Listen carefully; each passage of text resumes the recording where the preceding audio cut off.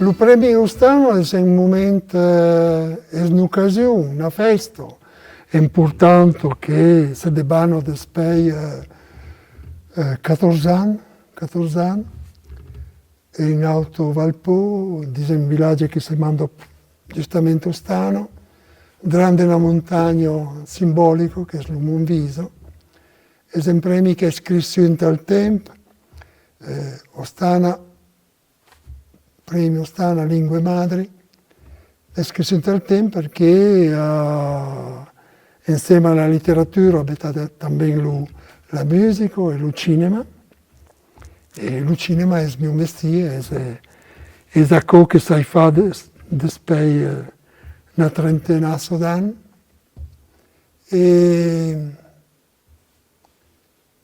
tutte volte mi domando, ma è possibile fare un cinema in lingua madre, di nostra lingua, della lingua di ciascuna minoranza linguistica?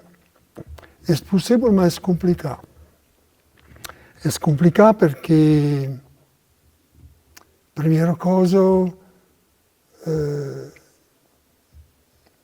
c'è il domanda a che pubblico, perché pubblico in lavoro, perché pubblico in fai un film.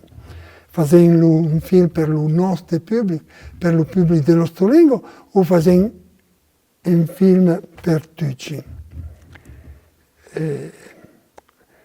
Del mio canto è sempre pensato che valesse la pena fare dei film per tutti, ma anche dei film che può essere una reviscolare una creatività del popolo, nel mio caso del popolo lusitano.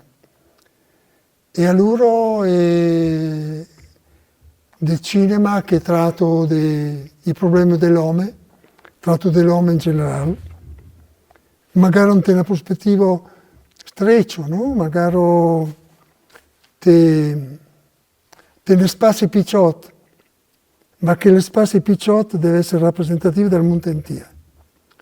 Deve essere rappresentativo da quelle che sono le